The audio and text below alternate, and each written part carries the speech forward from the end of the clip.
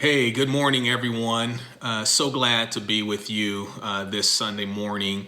And to all of our first time guests, again, so glad to have you joining us for this service broadcast today here on our GTAM YouTube channel. And to all of our GTAM faithful, God bless you. So glad to have you here with us today as well. Before going any further, I want to extend a personal thanks to Faiza Bradford, who ministered for us so wonderfully last week. Please join me in the comments and otherwise in expressing your appreciation for her preparation and the delivery of such a excellent word on last week. And we're grateful to be partnered with such capable people like Faiza and so many others of you all who help us execute ministry on a day-to-day basis. Would also like to extend my thanks to everyone that reached out in the various and sundry ways to wish Chantel and I happy wedding anniversary. We enjoyed our time together and just appreciate being able to escape and get away, as it were, and have that time. And for all of you who made that possible. So thank you again for the well wishes and that opportunity to get away.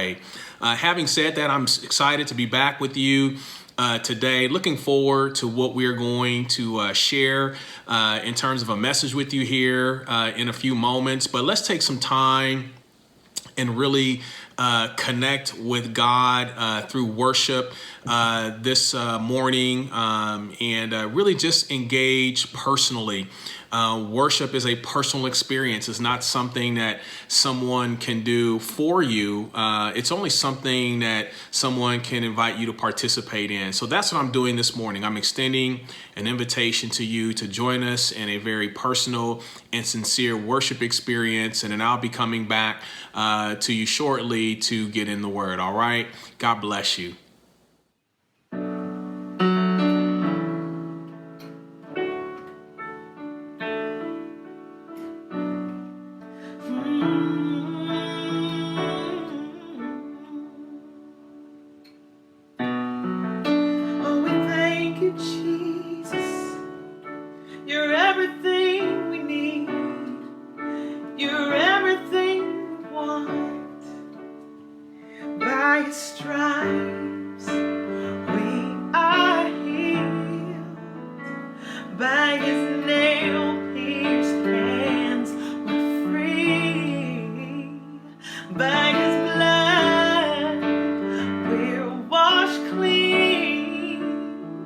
Now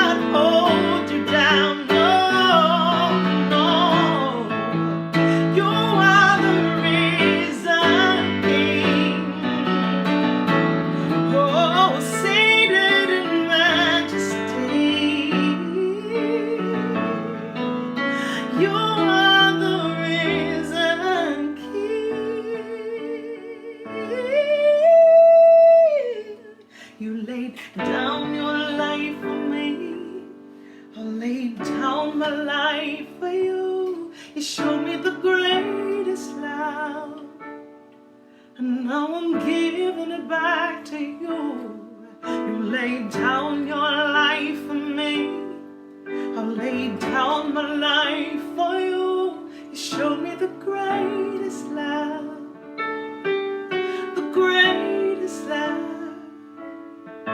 the greatest love, the greatest love, the greatest love, the greatest love.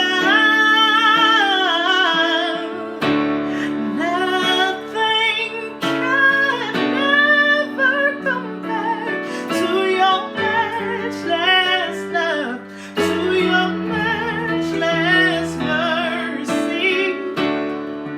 Nothing can ever compare to your matchless grace, to your matchless presence.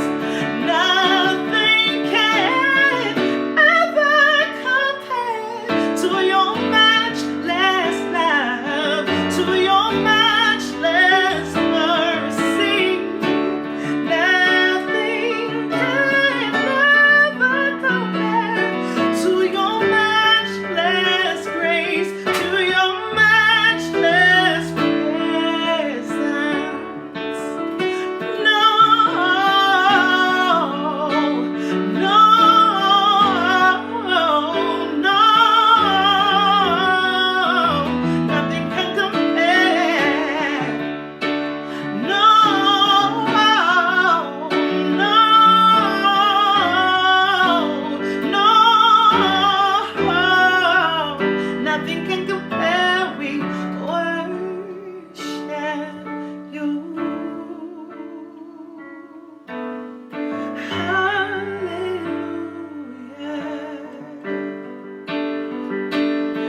We worship you.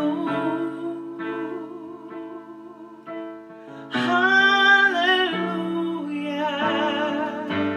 Oh, hallelujah. We join with all heaven. Hallelujah. We join all creation. Hallelujah.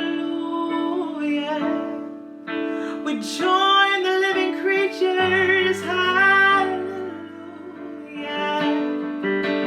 Oh, you're worthy. Hallelujah. The Lord strong and mighty. Hallelujah. Oh, we sing. Hallelujah.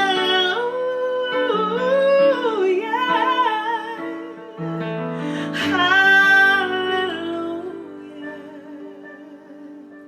Here I am to worship. Here I am to bow down. Here I am to say that you're my God. You're altogether lovely, altogether worthy, altogether wonderful to me. Here I am to worship. Here I am to bow down. Here I am to say that you're my God. You're altogether lovely, altogether worthy, altogether wonderful to me. Here I am to worship. Here I am to bow down. Here I am to say that you're my God. You're altogether lovely, worthy, altogether wonderful to me.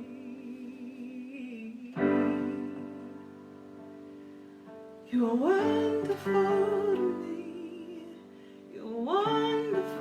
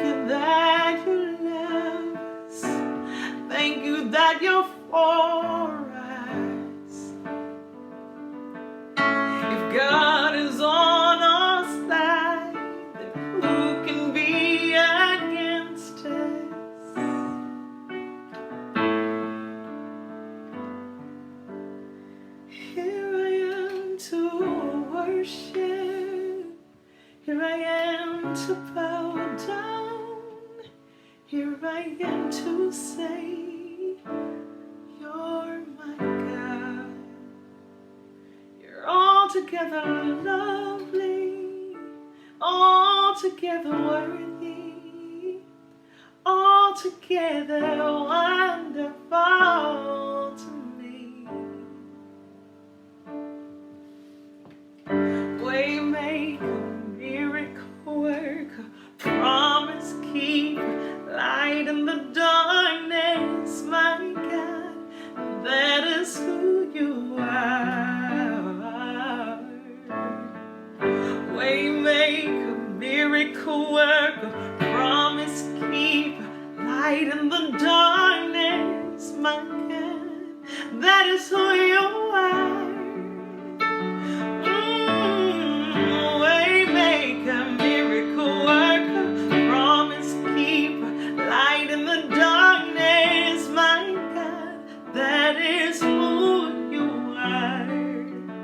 Ooh, waymaker, miracle worker, promise keeper, light in the darkness, my God, that is who you are. That is who you are. That is who you are. My miracle worker. That is who you are. My provider. That is who you are. My comforter. That is who you are. My deliverer. That is who you are. My all in all. That is who you are. My defender. That is who you are. My victory. Even when I don't see it, you're working. Even when I don't feel it, you're working. You never stop, you never stop working. You never stop, you never stop working. Even when I don't see it, you're working. Even when I don't feel it, you're working. You never stop, you never stop working. You never stop, you never stop working. I don't have to see it 'cause I know you're working. I don't have to feel it to know that you're working. You never stop, you never stop working. You never stop, you never stop working. I don't have to see to know you're working. I don't have to feel to know you're working. 'Cause you never stop, you never stop working. You never stop, you never stop working. I love you, waymaker. I love you, my Lord. I love you, my healer. I love you, my author and finisher of my faith. I love you, Jesus. I love your presence. I love everything about you. I love everything about you.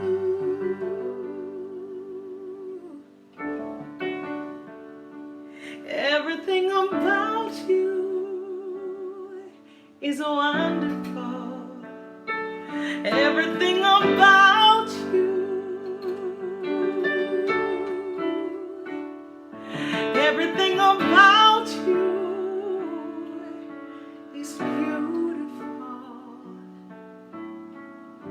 Hallelujah. Oh, everything about you is incomparable to anyone and anything. You are above all.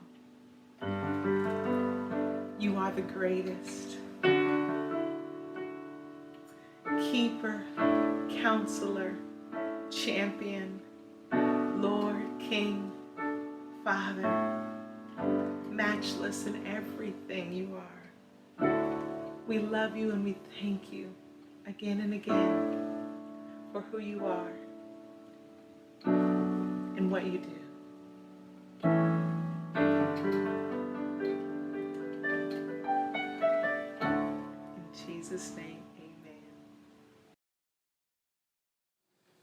Hey, so want to extend our thanks once again to Dorcas for sharing her ministry with us and just being so authentic and genuine in how she worships and just expresses herself. So thank you to you for that. We're doing something a little bit different for the broadcast today. We just wanted to have a really honest and transparent moment with you all. And so, like right now, our pups are running all around us and everything else. So you may hear dogs in the background, but so be it. This isn't a production, right? This is a real life presentation of ministry. So hopefully it's not a distraction to you. As we look to present the gospel today, you know, one of the things that I believe is important is to understand that the gospel isn't presented in a vacuum, right? That there are circumstances, societally, globally, that we are living through. And the gospel is being presented in the face of that. And this is true not only of us today, but it was true of Jesus as well, right? During the time of Christ's life, he was not presenting the gospel in a vacuum. He was presenting the gospel in the midst of great societal unrest. The Hebrews were under Roman occupation. There was political and community unrest. And so his presentation of the gospel was in that climate, in that environment. And there are many examples in scripture where he applied the gospel to the circumstances in which they lived, right?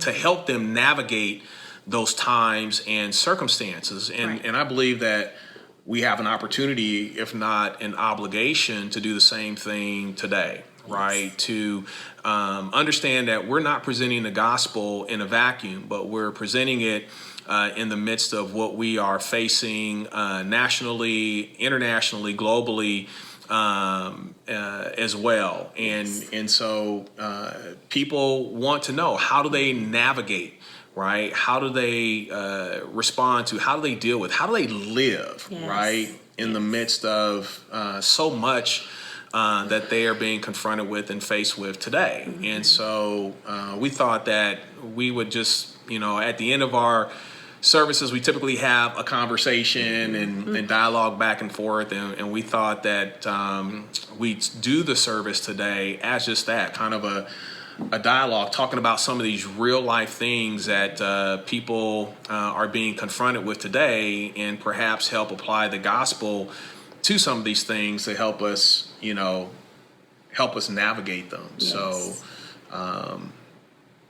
yeah. Right. Hopefully you find this an enlightening approach and very helpful to you as well. So yeah. Excited.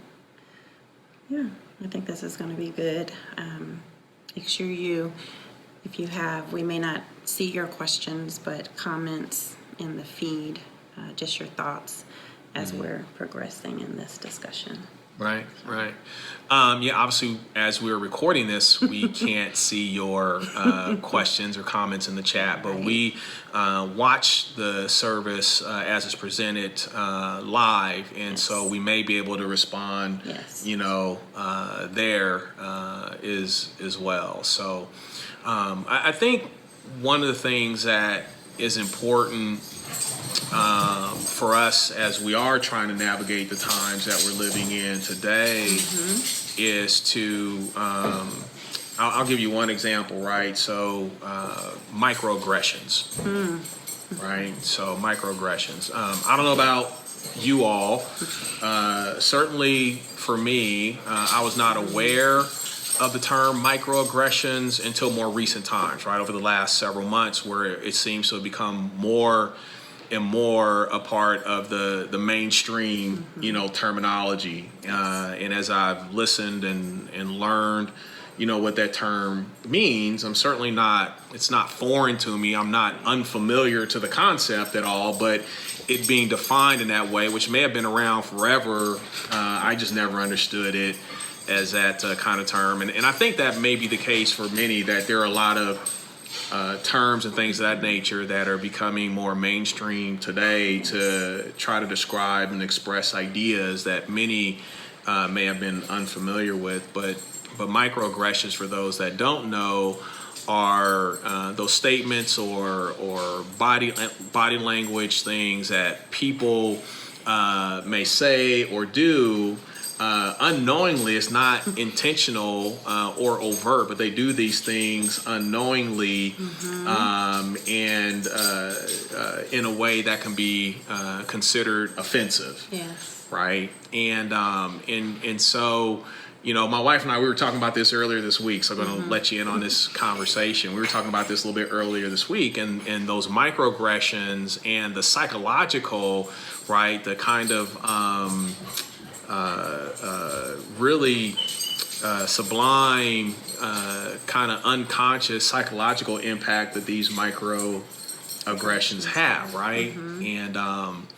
And so I think it's important for everybody to kind of understand these things. Because again, before I get into that specifically, I think one of the things that's important, we've talked about this quite a bit, is it's important for us to have empathy. Yes. Right? And to really put forth some effort in trying to understand other people's experiences and other people's perspectives, even when they're not my own, right? That's sympathy. Sympathy says, I can relate to you because I've had that same experience. Exactly. Empathy says, hey, I may not have experienced what you've experienced, but I can still, try to relate. I can still try to understand. And I believe we would really benefit as a Christian community and as a society in general if we were just much more empathetic, right? Put forth the effort to try to understand where other people are coming from. And in fact, there's a scripture, it's in Proverbs, where is that? Proverbs 18 and 13, that talks about that, right? Listening, to the matter before you respond to it, right? Otherwise, you're behaving foolishly, right? So, that's good. So trying to understand each other's perspectives and to get away from that whole unproductive approach of just trying to prove a point, right? Trying to win an argument. And if we put more effort, I think, into trying to solve problems instead of trying to prove a point or trying to win an argument or trying to win a debate, we get much further along, right? Make a lot more progress. Is that?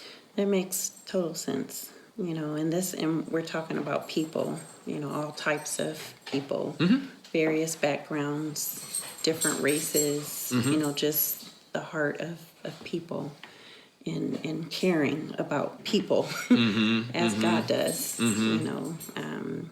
God's not concerned about the things that some of us may look at. That put those barriers there. So to prevent us from empathizing with our sisters and our brothers. So makes total sense. No, I agree.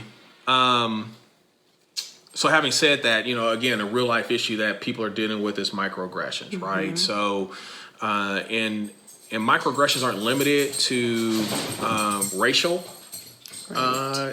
experiences, right? Microaggressions can come across uniformly, right? Usually, from what I understand at least, usually something that is visible, right? Whether that's, how they think about people with a certain color hair or a certain race or whatever the case may be, How right? a person is built. Yes, right. They're physical. Male or female, yes. Yeah, exactly. But as we were talking earlier, kind of get back to the point I was making earlier, it's as an example, right? We were watching something and they were talking about microaggressions, and they use the example of an elevator, right? There's a person of color in the elevator, black male in the elevator, and then a white female, gets into the elevator, and how her physical reactions, right? is a form of microaggression, right? Whether it's like kind of clutching the purse or, holding their jewelry or, just kind of trying to not make eye contact and, on the other side of the elevator. And in this example, they actually didn't get in the elevator. And, she was nervous. Yeah, she was nervous because, because it was a black male.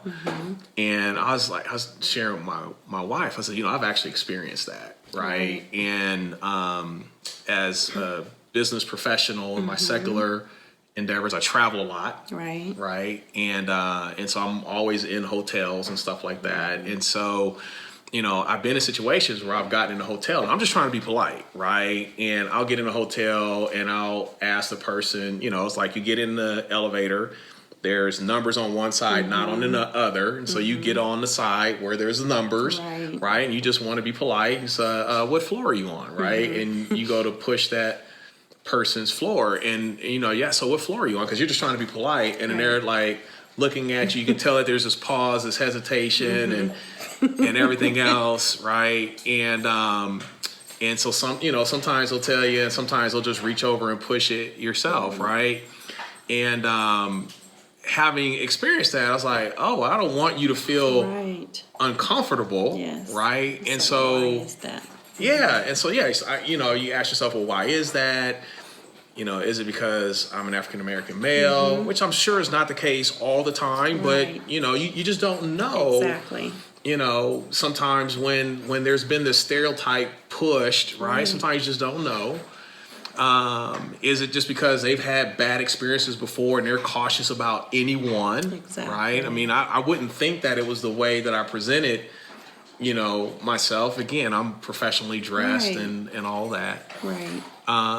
But what I found, it's had a really subtle psychological impact. Exactly. Right. So now when I get on elevators, and especially if there are Caucasian women there as well, right? I like be intentional about pushing my floor first, right? So that they can understand, here's where I'm going. So, I'm not trying to follow you to your floor or anything of that nature. And you're going above and beyond to make them comfortable. Yeah, exactly. And it's like, for me, it's not an issue. Burden. It's not a burden. It's like, if that's what you need to make you feel comfortable, right? Then I'm willing to do that, right? On the flip side, it's like, but it's messing with you. I'm like, I hope you're not, just thinking because I'm a black man, I'm somehow a threat. Yes. Right? And so yeah, I mean, it's sometimes these microaggressions have a subtle impact on our psyche and how we're thinking, right? Yes. It's like, in the wake of certain circumstances, right? I don't live in fear or anything of that nature, right? But I'm just more aware. Right. And I'm more conscientious about making sure. Exactly. Right? So now I almost feel compelled to go above and beyond. Right. To make sure that, I'm not perceived a certain way, and so on and so forth, right? Is there any uncomfortableness, or has there been any uncomfortableness when you're in those situations? Do you feel just an unrest?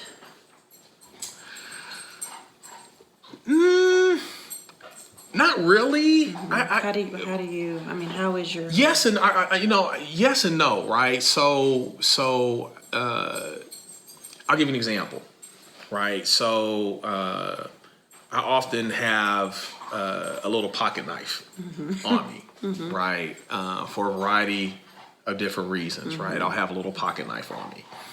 And nowadays, I'm just much more conscientious that I have a pocket knife. And I don't want somebody to perceive, if God forbid, there's an unlikely, confrontation, right? That somebody is going to, misconstrue my pocket knife as a weapon and blah, blah, blah, blah, blah, blah, blah, right? So I'm much more aware, right, of that now. than perhaps I have been before. Right. And some would say justifiably, right? And some would say, well, that's an overreaction, right? That things have been hyped up artificially and so on and so forth. And there may be an element of truth to that, but the reality is that for whatever reason, I'm now much more aware, Take an extra precaution. of that, right, than not so much to the point where I'm like, well, I'm not gonna carry a pocket knife anymore, right? I mean, it's a basic pocket knife, but yeah, so I'm more aware, but I wouldn't necessarily say more cautious, if that makes sense, right? Yes. Yeah. Yes. Okay. That makes sense. I know some, just from discussions, individuals, there's this unrest, and all these extra steps, there's just this unrest within them, and it's on edge, because they just can't be. So that's why I asked you that question.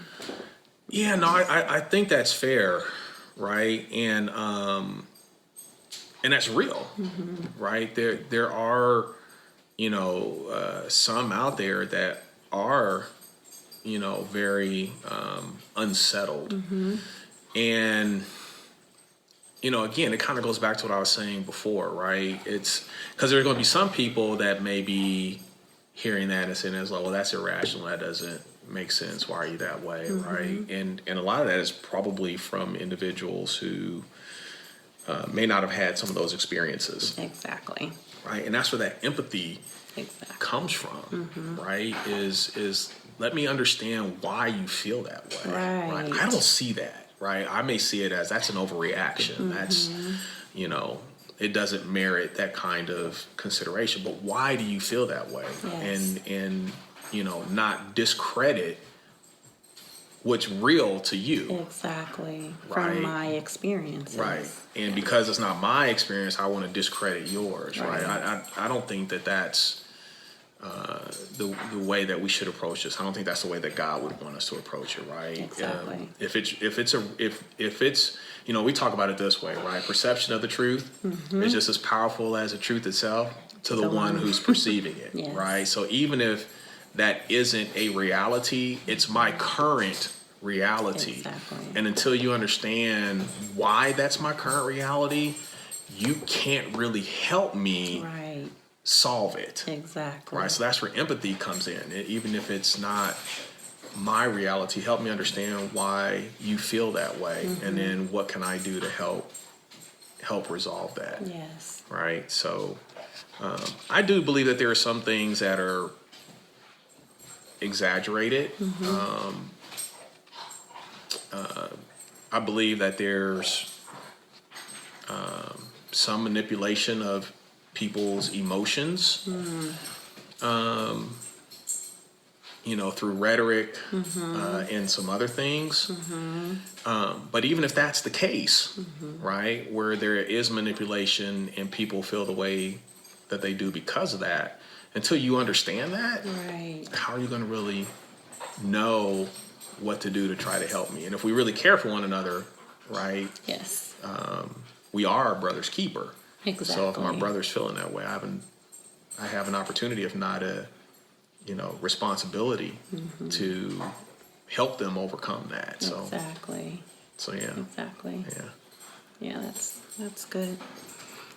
So, a lot of what's going on societally today is centered around racial conflict, right? And again, I believe that that's, again, if we're empathetic, all of us, right? I think if non-minorities are empathetic towards minorities and their experiences and what we've endured, and in many cases have just come to accept as second nature, right? That's that kind of subtle psychological impact. You don't even really think about it until somebody points it out to you, right?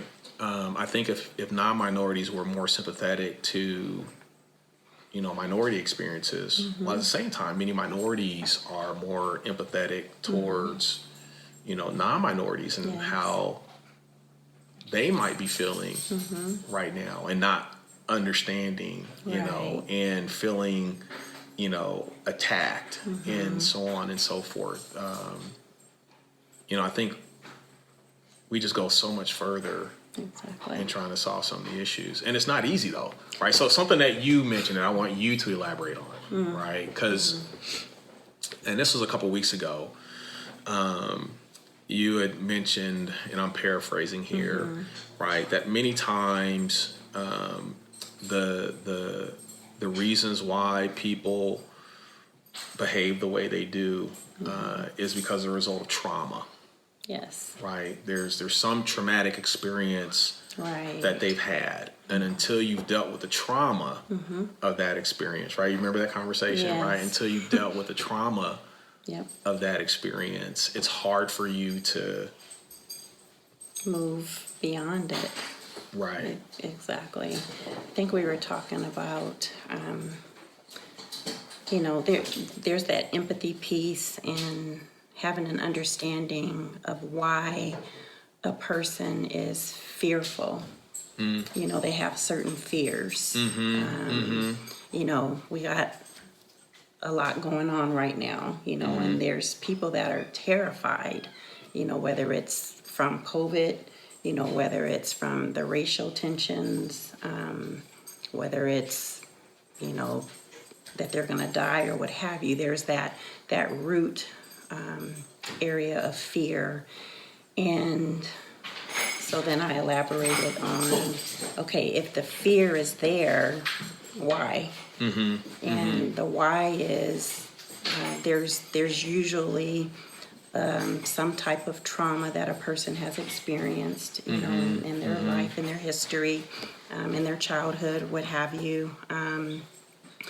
And that has affected their psyche. And so, that fear is a reaction, from the trauma that they experienced. And so it's getting an understanding, of what that trauma was, and then being able to help facilitate healing, for that person at the root of it, really peeling back the layers, of what happened, and what were the emotions associated, to the trauma event, and really digging and dealing with the intricate details of that trauma, and helping that person heal. Then that person can move beyond, once you deal with the emotions, with the psyche, all the issues and the symptoms that grew off of that root cause, that person can experience victory and move beyond what they experienced. So Right.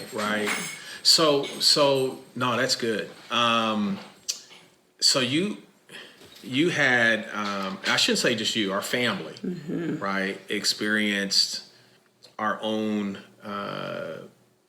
racial trauma, right? It impacted all of us differently, right? And I'm curious, and I think it might be helpful, right, for those that are tuning in to understand how you are able to address that trauma, right? And if there's any lingering effects associated with that, right? And so it was, for those that don't know, right, I was out of town on a business trip. yes, And my wife and several of our kids were in our family vehicle going to the ATM machine to make a withdrawal, and it was one of the drive-up yes, ATM machines, right? And then I'll let you kind of take it from there, what your experience was.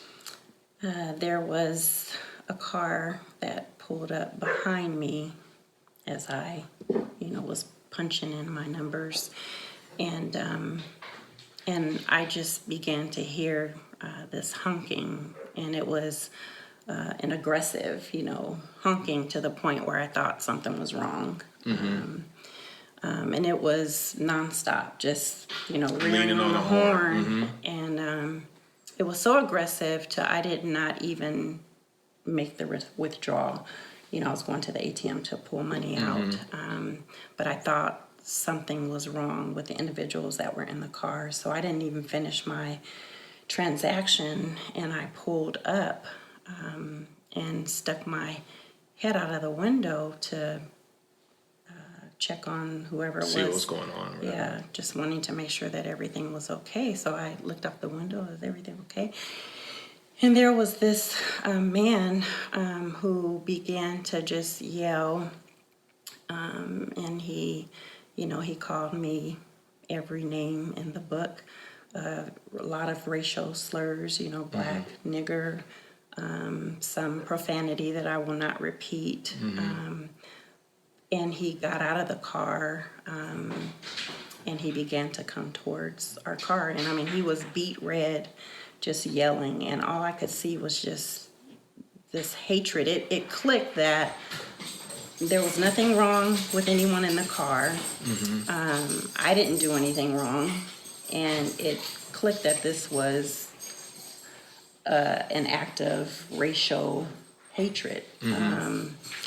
And again, I had never experienced that, to this degree. And so the kids were crying in the car and, screaming, "Mommy, just, drive off. Let's get out of here," because he was coming towards the car. And I remember all I could say was, "God bless you," to the gentleman. I was a bit surprised that those words came out of my mouth too, just "God bless you," because I mean, the heat was on. And then I, drove away. But believe it was Sierra. It was either Shar or Sierra that, wet in their pants. They were so afraid. Scared, right. And so after that, going to the grocery stores, I was always looking over my shoulder, and I know that it was the trauma associated, with that And there was event. a subsequent event not long after that, too, About right? a week later, I was Right. at the red light, and the opposite side, got their signal. And as this gentleman passed me, he stuck his head out of the window and he called me. He just said, "You black effing nigger." And I was like, "You gotta be kidding me. This happened again, just a week later, just because I'm African American." And so I felt very, the feelings were, I was I just felt very, degraded, humiliated, disrespected, just all of those. I was hurt. I remember tears, it was more of just feeling less than. Those words made me feel less than. And so then I had the fear, going into the neighborhood grocery store, that fear of, am I going to run into this man? Is he going to come at me? Right. And so I remember just saying, I gotta get a grip, because it was really messing with me. And I asked the Lord, to really help me. I never looked at all Caucasian people as the same. And I know sometimes we do that, or others have done that, just classified, one group of people all the same. But I asked God to help my heart, just to rid myself of that fear and, what I was feeling that I knew was untrue. And I had to go through that healing process. What was that healing process like for you? What were some of the things that you went through to get that healing? Well, I knew that I could not continue living in terror. I mean, I was afraid to go to the grocery store. And also just the words, they replayed in my mind. And so as a result of that, when I would be in the front of a Caucasian person, in my mind, I'm wondering, okay, do they see me as just a person, or are they looking at me as an African, Right. Black If they person, weren't or particularly friendly or Exactly. outgoing or whatever, Exactly. you wondered if that were they just like a unfriendly person in general, or did they have Yes. some type of a bias against you? Those types against of me. things. Yeah, Exactly. yeah. We moved in this area for diversity for our children, just to have that experience of diversity. And so in my mind, I never thought that I would deal with, what we dealt with. Right. So after that incident, certain neighborhoods, I would be afraid to, and still today sometimes, it's like, okay, I wonder if we're going to have to deal with, some of the things, either being chased down or, being verbally assaulted or what have you. There's that thing that, I have to fight. So it's almost like when you talk about going into those other neighborhoods and stuff like that, it's almost as if now there's a stereotype, yeah. That you have because Yes. of your traumatic experience In this neighborhood, in this in area, those types of neighborhoods types, or right. areas and stuff like that you don't have other places. Exactly. Right. That's, I think that's a powerful admission, right? Because we often only see stereotypes one way, Right. and get angry Right. when we're on the other side of that stereotype, because we're saying, well, why are you looking at me that way? I've never Exactly. done that to you, Exactly. right? Not understanding the point that you made, right? It's the result usually of trauma, Exactly. right? Some kind of a trauma, right? So how, not to interrupt you, just No, you're kind of fine. carry on, and how do you right address that? Because you say even sometimes to this It'll day, creep right? up, right. Right, those thoughts of, okay, so how do you deal with that to this day? Because you still go, right? So Right. Yeah. So after, just with that experience, some of the experiences our children have, they've had. I have to put this extra effort, in being intentional, because I know the truth. I mean, the truth is not every person is the same. Not all white people are racist. Not all black people, hate, Caucasian people or what have you. Not all policemen are bad. There's all these different groups. I know the truth because we have relationships, with various races. Right. With professional backgrounds, races, genders, you name it. exactly. Yeah. And there are some good people. So knowing the truth. Mostly good. Yeah, I mean, Right. I said some good. Yeah, Yeah. there are some good people. And I mean, there's some not so good people. Yeah, that's true. But because of, that experience, I have to be intentional in giving the benefit of the doubt. So I give the benefit of the doubt. Even though there's that battle, okay, I wonder if... There's still this wariness. Right. Right? There's a heightened level of sensitivity. Exactly. Right? But you're aware of that. Yes. Right? And you kind of make provision Yes. for that, right? Exactly. I think that's a great example. And again, I just wish we would be honest. Yes. Right? And with each other and in our conversations and our dialogues, right? Because many of us have those biases, Right. right? Because we have those biases doesn't necessarily mean we're evil, Right. right? It doesn't necessarily mean that we're intentionally trying to be unjust. It's, again, I thought it was such a powerful insight that you shared, that many times is born from trauma. Right. And I'm coping with, I'm dealing with, I'm overcoming, I'm navigating life with this trauma.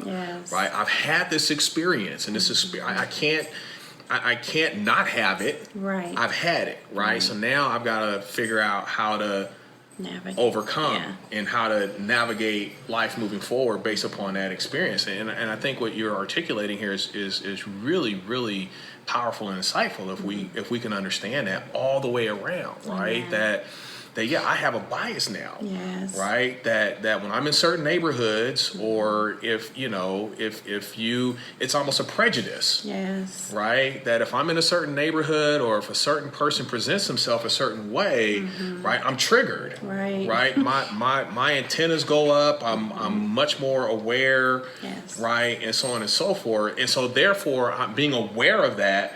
I'm intentional, right, that I give that other person the benefit of the doubt, right, and make sure that even though I recognize these things are there, I'm not going to treat you that way, right? And in so doing that, I'm constantly overcoming and giving myself new experiences, right? And those new experiences is just a mathematic thing, right? If I've had 10 experiences and one of them was bad, 10%, right?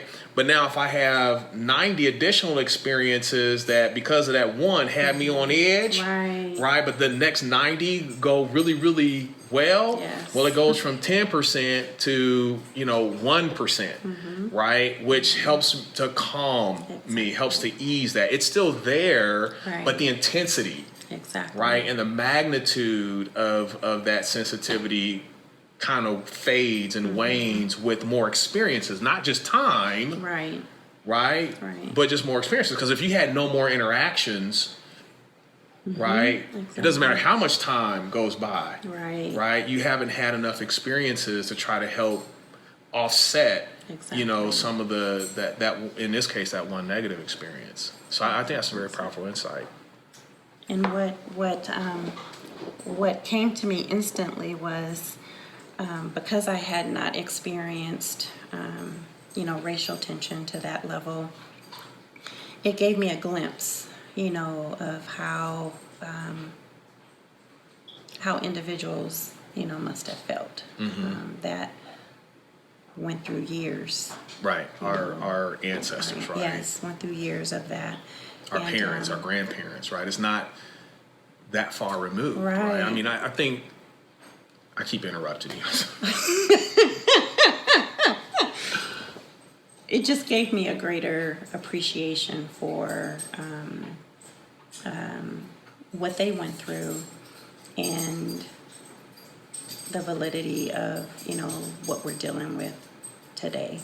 But even in that, and thinking of, okay, some experienced this for years and years and years. So that wound just kept getting, reopened. I never had a chance to heal, the trauma. But that still does not negate the truth. Right. As far as we're going to have to give an account when we go before the Lord, we can't treat everybody like we've been treated, or treat everybody like they're the enemy. Everybody deserves an opportunity, to prove differently. No, that's absolutely right. And I think, really two things come to my mind, right? My mom was born in 1947. Sorry, Mom, not to put you out there like that. You're going to get in trouble. But it's a point, right? And I'm going to see my mom later today. So I already know. Oh, gosh. I already know I'm going to get it. But I say that because the Civil Rights Act of 1964, right, that was passed. My mom would have been 17, years old when that happened. Dr. King was assassinated in 1968, the year I was born. My mom was 21, right, when Dr. King was assassinated. So a lot of her formative years, she dealt with a lot of direct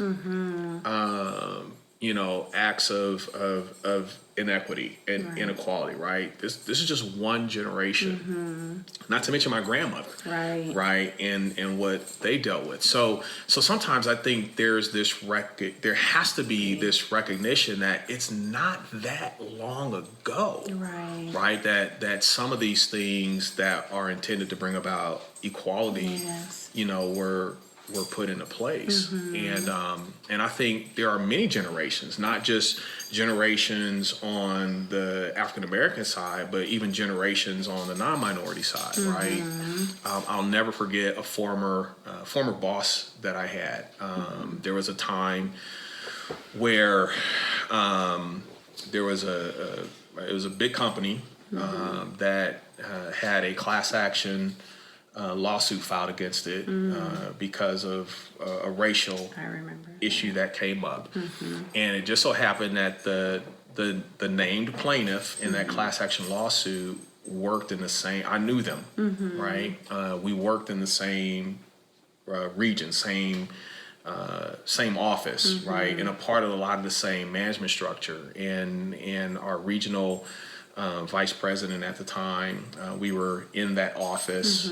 It was in Orange County. I was in San Diego at the time. We came up to Orange County for a meeting, and that regional vice president, I believe that was his title, but he was the head of that whole area, asked me to, come out of the meeting and pull me into a private conference room and, share with me, want to know if I'd had any experiences similar to this other individual, because it's not something that he would tolerate. And that he wanted to make sure that I understood, because he was a Southern gentleman, that he didn't hold any of those views personally. And he was very intentional about sharing with me, he grew up in the South. And he's probably 15 to 20 years my senior, right? So he's about my mom's age. And so he grew up in the South during that time and saw it from the other side, right? And he said, and he made a decision, right, in his youth that he was not going to be that way. Right. He saw it in his family, he saw it in people that he knew, but he made a decision that he wasn't going to be that way, right? So for him, it stopped in his generation, and we're friends to this day. I have so much. There's so much mutual respect, that we have for one another, even though he's long retired. But that learned behavior stopped with him, right? And he made that decision, right? So we've got to understand that it's not been that long ago that people of color have been given the legal right, to expect equality. And it's not that long ago that non-minorities have been dealing with the same thing on the other side, right? So it's not, we're not that far removed from that. The other thing, kind of going back to your experience, and then we probably should wrap it up here,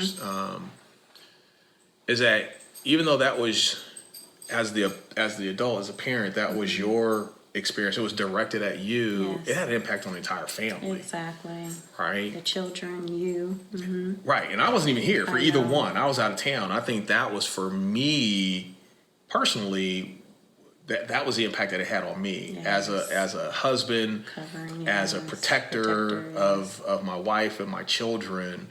I was angered beyond measure that I wasn't here to protect my children and my wife during those experiences, right? And I had to have my own healing experience, with the Lord and everything else, to not harbor any bitterness or anything of that nature. And one of the things that really helped me with that is that I've always believed in treating individuals based upon the merits of that individual. Right. So for me, it wasn't really going through a healing process or me thinking any particular way about white men, or I don't have some of those same reservations, right, in this neighborhood, or going out into, certain settings that are stereotypical for people with certain ideologies. I just don't share that same trepidation, right? I'm not ignorant, Right.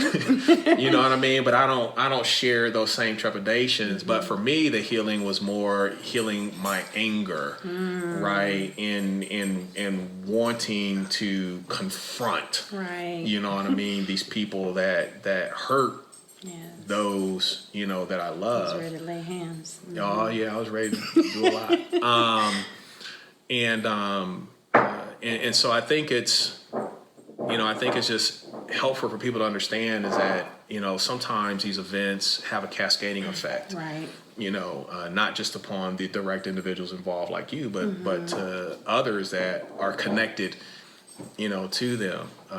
We had to help our children Yes. through that. I mean, one of the things that we were intentional about moving out here was like, hey, we want to expose our family and our kids to much more diversity, right? So that they could be comfortable Yes. in navigating a world with people that don't necessarily look like them, that don't have all the same experiences that they have and everything else, and being able to relate and all those Right. types of things. And so we were very intentional, you know, about that. You know, again, understanding that, you know, because we're an African-American family, right, that they will get their own African-American exposure, whether it's through family events, you know, and other things, different gatherings, stuff like that. But we want to make sure they were exposed to a more holistic view of the world. Right. And so we had to help them navigate Yes. through some things. And it even causes you to begin to question and second guess your own decisions. Exactly. Right? As a father, as the head of our house, you know, was Yes. that the right move for us to make? And helping our Right. kids understand, listen, you're going to have to deal with something no matter where you go. Right. No matter where you live, there's going to be something Yes. that you have to deal with. Here, we're dealing with this, right? And while it's difficult and as frustrating and as hard as this may be here, right, and you're thinking that it's going to be better somewhere else, you may not have these exact same issues to deal with here, but you're going to have something exactly to deal with, you know, somewhere else. So let's not, you know, get that panacea, paint that false image that, the you grass know, is greener on the other side. that there's nirvana somewhere else, right? No, Exactly. nirvana doesn't exist outside of glory, Right. Outside of heaven, nirvana don't exist. You have to deal with something everywhere. So, Right. so yeah. I have a quick question too. Okay. When you were talking about being out of town, just, you know, coming from that protector's perspective, you know, husband, father, what have you. How did you deal with being in a place? It was beyond your control. It's like you couldn't reach us. Mm-hmm. So I know that there was that uncomfortableness. Mm-hmm. How did you navigate through that? Did that have any type of impact? You know, because some of us have that fear of, you know, you can mess with me, but if you mess with my family, and I mean, you know, you have even shared, you know, don't mess with my kids, don't mess with my wife. I'm trying to be saved, y'all. Don't mess with my family. Exactly. Yeah. So, how having that experience, how did that affect you, and how did you, you know, I mean, because it could happen again. It could be something different or what have you. That's a great question. And it's multi-layered. On the one hand, I felt in the end, you know, initially I said it earlier, right, that, you know, you begin to question and second guess, you know, that we make the right move moving out here and so on and so forth, right? So those thoughts come, right? Sometimes those feelings come, and, you know, I had to think through that, right? I had to give myself time to rationally process that, right? Not to be moved strictly by my feelings, right? But to think through that and say, no, you know, that is not the norm of our experiences. You know, we live in a really culturally diverse community that's very accepting, you know, of us. It's emerging, you know, so there was this kind of truth encounter, you know, that I had to have with myself, you know, on that to reaffirm, you know, the decision, you know, that I made. So I had to go through that because we thought about moving Right. and everything else, and then what that would entail, and Exactly. the consequences of that. I'm like, no, I think we, for our objectives, right? I think we chose appropriately. And just to be clear, that may not be everybody's objective. So but for ours, for our Right. family's stated objectives, I think we came to the conclusion that no, we're rightly positioned and rightly placed, and I think that's borne out to be true. Yes. Largely, Right. not without its consequences, but largely borne out to be true. Yes. And then it was really just at that point saying, okay, what do we need to do? What modifications, adaptations do we need to reasonably make, right, to make sure that we are indeed, keeping our family, Right. safe under those circumstances, right? And so we did some things, right? Some practical things, Yes. right? I'm all for it, and I've said this before, right? That This is real, like right now too. Yeah, People I mean, are faced with Yeah. these decisions right now. Yeah. So, yeah. And as a Christian, right, as a pastor, if you want to come at me specifically because of my faith, right, Jesus tell me turn the other cheek, right? I will. Graciously. I don't know. I was going to say not so graciously. I will, out of obedience, because I'm just not wired that way. But I will, out of obedience, take whatever I need to take for the kingdom's sake. But I ain't taking nothing because you're stupid, right? And so we then and today still take measures to protect Wise. ourselves against people that are just stupid, right? People that are just filled with hatred, right? I ain't looking for nothing, Right. but I ain't running from nothing either because you're stupid, Right. if that makes sense. So I mean, we took some measures to make sure that you felt safe, the kids felt safe. Right.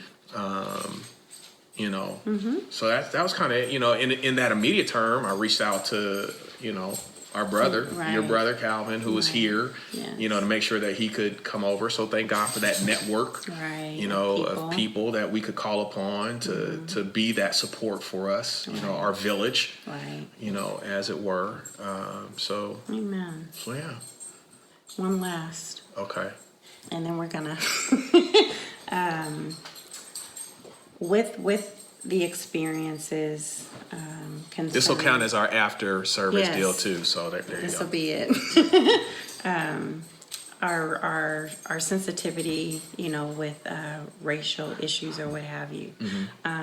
There's still that, again, love for all people. Yes. And then we've been intentional on even having those conversations with our children Yes. that love has no color, right? And so we have a diverse family, right? And but I've heard certain things, verbiage of stick with your kind. You know what I mean? And so can we just hit on that just for a minute, or should we? Well, you brought it up, so I think know, right? we can't address it now. We can't leave you hanging, Right. right? But I'll maybe we can talk about it just a little bit here, and then maybe then come back continue. and revisit it, continue. Yes. Because honestly, I'd be really curious to get you all's feedback on whether or not Yes. you found this approach to the gospel to be helpful. I'd like to do more of this, whether it's just you and Yes. I or with others. Just having these are real Yes. these are not scripted, by the way. Right. It's a real conversation. So I'd like to do more of these, so maybe we can elaborate on that Right. a little bit further another time. But Let's do that. Okay. yeah, but I don't want to leave You people wanna leave it hanging on that. hanging? Yeah, Okay. okay. All So just a little bit on that, right? So to me, it's what's at the root of that. Right. Right. I think that's the question you have to ask yourself. What's at the root of that, right? That whole idea and concept of stick with your own kind, right? It's it speaks to either a bias, right? Trauma, right? Right. it speaks to something there, Right. for you to really espouse that position. And it doesn't matter, right? Again, if we're being honest, right? If you're black and you're saying you need to stick to your kind, right? Then how's that different than somebody that's white saying that they need to stick to their kind? Exactly. Right. So I think the broader question for all involved is why? What's the rationale, For any race to say behind that. that, right? And so we've been intentional about, Love you has no know, color. looking beyond color, Right. and loving, the individual that you want to spend the rest of your life with, regardless of what their ethnic, racial Right. makeup, may be. So because of that, we have a extended family, I'll say, that is very diverse, right? We have interracial, marriage with our oldest son, Michael, and our wonderful daughter, who's expecting our first grandchild, Yes. Elise. And then our Even oldest, in our family. daughter, Brittany, has an African American husband, Right. Excellent guy, Kevin, Yes. who, loves my daughter, fiercely. And, so we're very, very happy with Yes. that. And, for our dating age kids, right, they're very universal, Yes. I'll say, in who their dating interests are, which, again, I me personally, right, I believe is how God would want should that, be. right? Is just to see people, Yes. right? And I'm not going to say we're colorblind. We don't see color, right? Right. It's not that, but Right. we need to see beyond Right. and see more Exactly. than just color. Exactly. So- And that's coming from us. I mean, we're African American, but we have, my great grandfather was Irish. I mean, we're all mixed up, we have all kinds of things, in us. So the other thing was even knowing the experiences with interracial couples. Did I say that right? Interracial? Yes. That's a whole nother topic, but there's a lot that comes with that, a Oh, yeah. lot of heat. But there's other things too, that we have to deal with. So Everybody gonna deal with something. Exactly. It may add to the, Right. But we're Well, I wouldn't even say it adds. I think it just brings about a different, right? Because again, it's like whether we live in this neighborhood or we live somewhere else, right? No matter where you live, you're gonna deal with something, right? So no matter who you marry, yes, right? that's You're true. gonna deal with You're something. Picking your set, what right? what you're gonna deal with may be different, right? Depending on who you marry, That's good. whether that's their racial, ethnic makeup, or their little quirks or innuendos, their Yes. personality traits. You're gonna deal with something, Right. no That's matter who or what you marry. So it's just a matter of picking the person that is going to be a good fit for you, and whose whatever they come with, Yes. you're willing to live with. Exactly. Right. So, all Good right. job. God bless you. Thank you for again indulging us in this, and I Yes. pray that it has been meaningful, purposeful, a real life application of the gospel presented not in a vacuum, but in the context of some of the things that we're forced to navigate and confront in this particular time in human history that we live. And so, while a lot of our conversation today, I think appropriately so, focused on some of the racial things that we're trying to navigate, frankly, hopefully some of these future conversations will focus on some of the other things, that we're being forced to navigate as well. So God bless you. Love you. Again, so glad to have this time with you today. Kingdom Kids, she'll be coming up pretty quickly because today's service, I'm sure, is longer than usual. So 12 noon, go to our website, apostolicdoctrine.com. You'll see the Kingdom Kids information there and a link for you to select to get you to Kingdom Kids. All right. So God bless. Love Bless you. you all. Look forward to engaging with you all again next time. Toodles. Take care.